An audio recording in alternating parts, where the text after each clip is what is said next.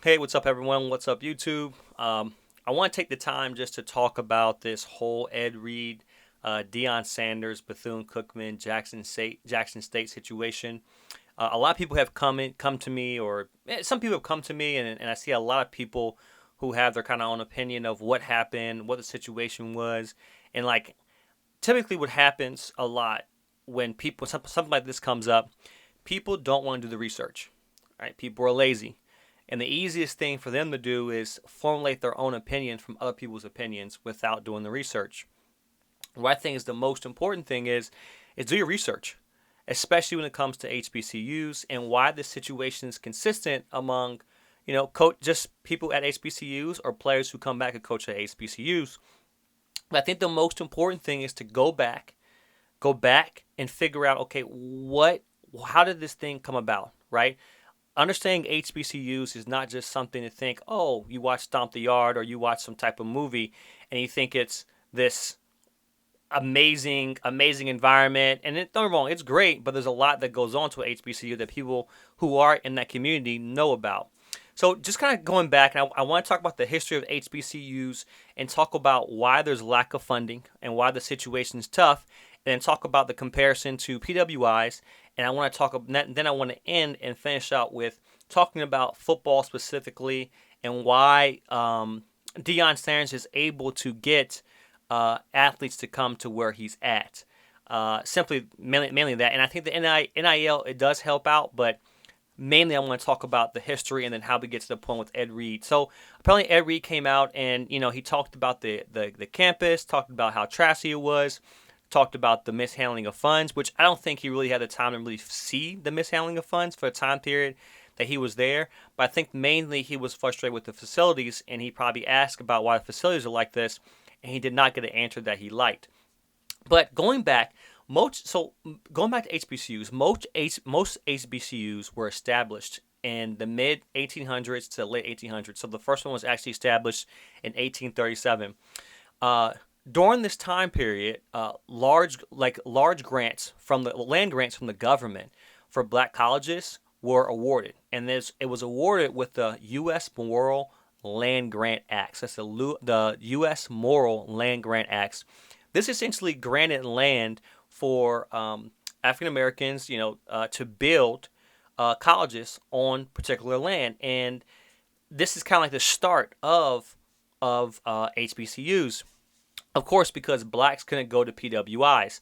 So now there is a difference between some private institutions that are HBCUs versus the public institutions that are HBCUs, and there's a little bit difference, and I'll talk about that later.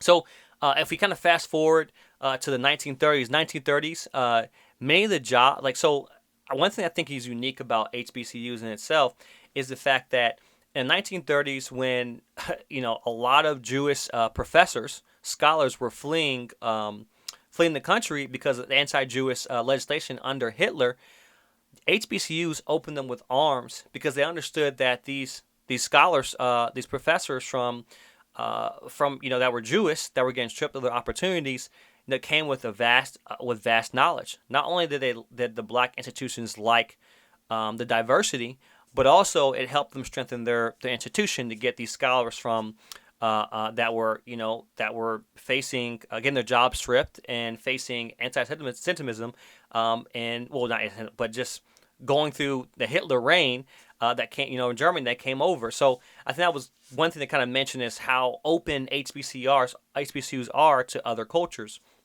Then I want to note down and talk about the Higher Education Act of 1965.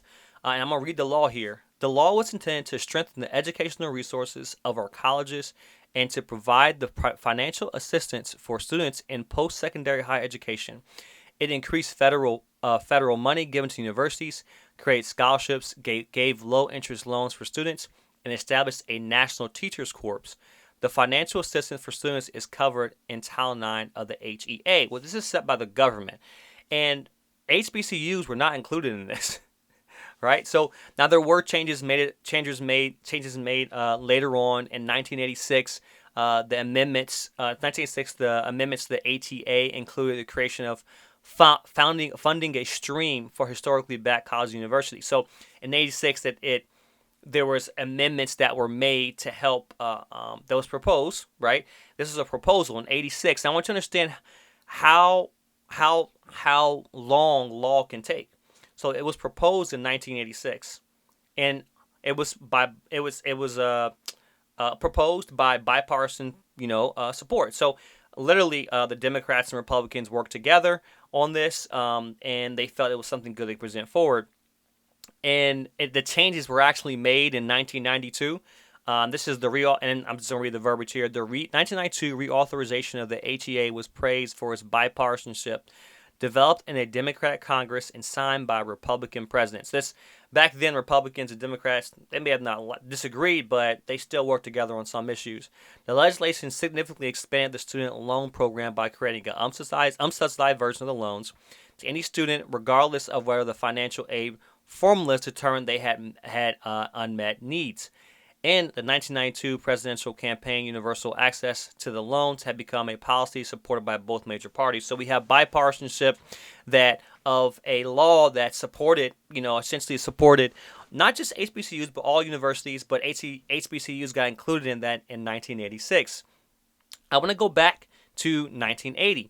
And this is where you got to think 1980, right? 1980 is only 40 years ago. So this is some of your parents who graduated from HBCUs were not necessarily getting the funding that they get now. So in 1980, Jimmy Carter signed an executive order. So executive order is something that doesn't go through Congress, but with the executive powers of the executive branch, the president can do executive orders. Donald Trump did some of these. Joe Biden did this with the student loan forgiveness. So you see president kind of overstepping the different branches, right? Which it still has to go through the court of law, right? The court of law go through certain branches to approve of this. So for example, Joe Biden did student loan forgiveness, and then now it's going through the judicial branch. So it still has to go through the court of law, even though it may be put in practice before it's an actual law. There's precautionary measures that the government can take to push towards these executive orders. So in 1980, Jimmy Carter signed an executive order to distribute adequate resources and funds to strengthen the nation's public and private HBCUs. Now, this is good. The verbiage here is important because public and private HBCUs, some institutions that started private, they're not receiving governmental funding. So that's understand that's important. His executive, not entirely, but they don't specifically receive the type of support public institutions do. Of course, public institutions are under the realm and the guidelines of the government. So in 1980, Jimmy Carter signed an executive order to distribute adequate resources and funds to strengthen the nation's public and private HBCUs.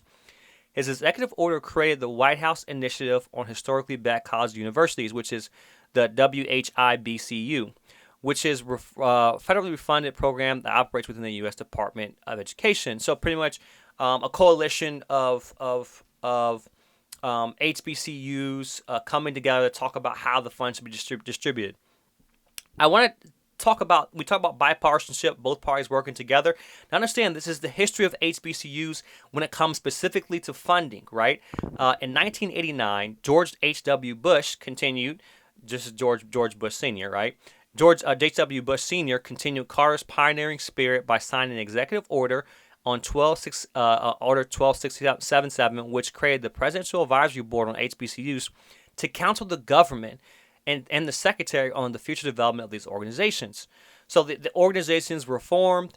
Now there's a board to actually make this come to life that have more experience about what's happening and what's going on with HBCUs.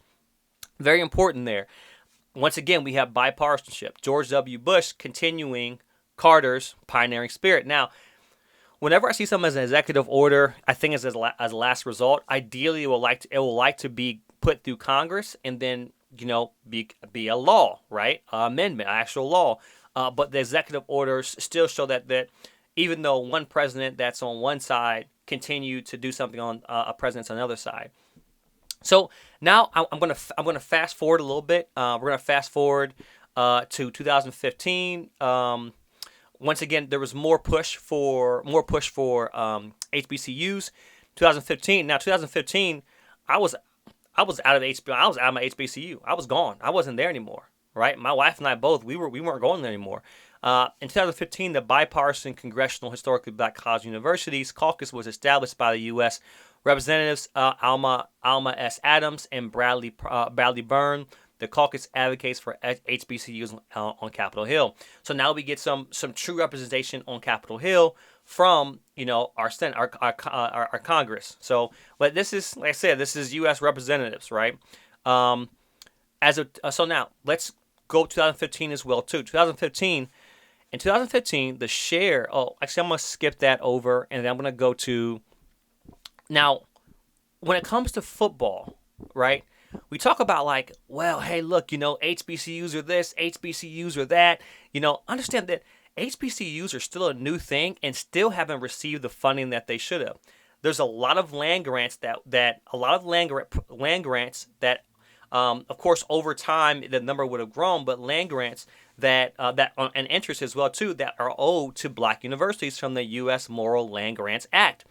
Essentially, if an HBCU if HBCU is established through this land grant, which gave land back to the indigenous, African Americans who were slaves, or just that land that was tended by slaves, if they got money back, they got that land back to build a university on it, there's still funding that should have went their way, and that funding has interest over time, but HBCUs weren't paid on the interest. So HBCUs weren't getting paid through the government of what they should have got paid, and you see a lot of these HBCUs coming together and they're suing the government. So, for example, Maryland took the